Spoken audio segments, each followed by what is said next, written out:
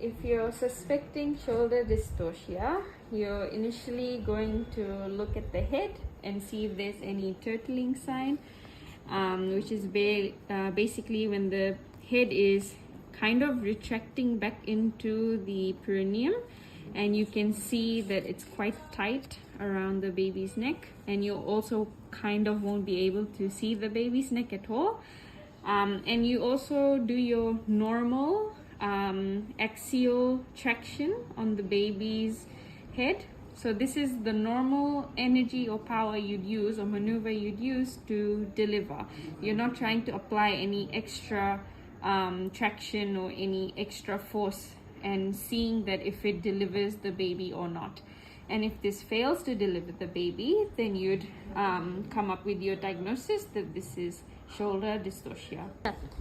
Okay, so once you've diagnosed your shoulder dystocia, you'd actually ask the mother not to push even when she has pain. So kindly, please don't push. Your baby is stuck. We're trying to call for help, and then we'll do some maneuvers so that we can safely deliver your baby. Okay. Then you would call for help for shoulder dystocia. Help, shoulder dystocia. So as soon as your helpers arrive, you would ask them to perform the first maneuver, which is the McRoberts. McRoberts maneuver, please. So this is hyperflexing at the hips and the knees basically to the chest. So the butt of the mom would basically be lifting off. Also to add, ideally you'd have the mom right at the edge of the bed to be able to do your maneuvers more efficiently. So once you've done McRoberts, if successful, it will help you deliver the baby. If not, you would want another attendant to start adding your suprapubic pressure.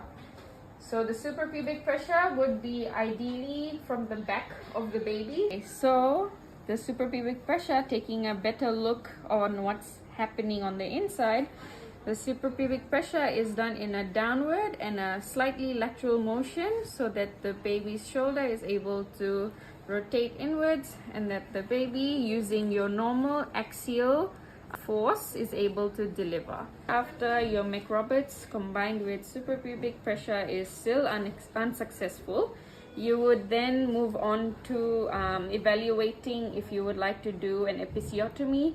And the episiotomy is done just to help with the internal maneuvers, which would require the insertion of the provider's whole hand to rotate the baby to deliver it.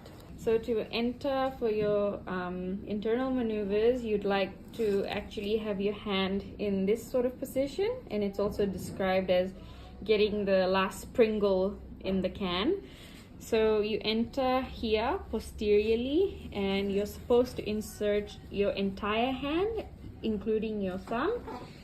And there's a few maneuvers that you can do. So demonstrating Rubin's 2, which is where you'd slide up to the posterior of the anterior shoulder, and you'd use your fingers to apply pressure to turn the shoulder obliquely so that you're able to deliver the baby.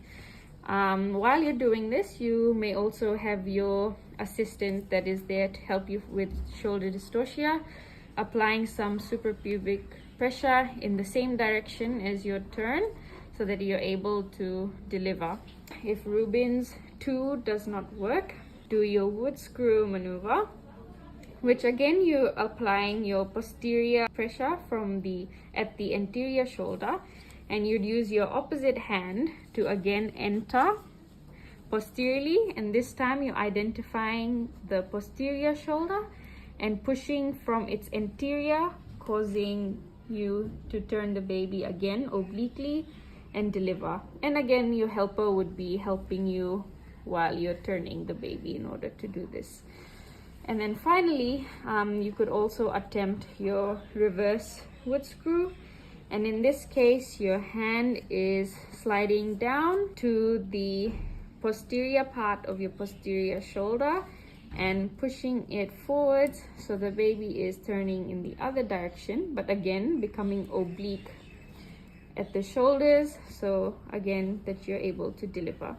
And in this case, your attendant would be applying the suprapubic pressure in this direction to deliver. And your shoulder dystocia is still there. You may also choose to turn the mother on all fours, so on her knees and in front, using her hands supporting herself. And then now your posterior shoulder, it has become above, and then trying to deliver the mother using your normal axial traction outside.